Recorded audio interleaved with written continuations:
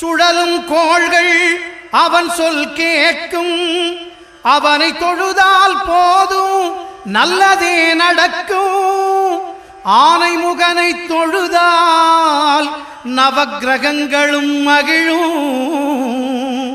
நல்லதே நடக்கும், நல்லதே நடக்கும்.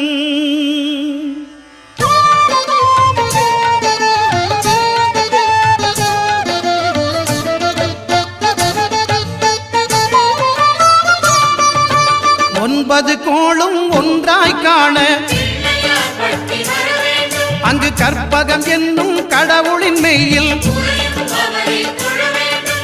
ஒன்பது கோளும் ஒன்றாய் காண அங்கு கற்பகம் என்னும் கடவுளின் மெய்யில். சூரியன்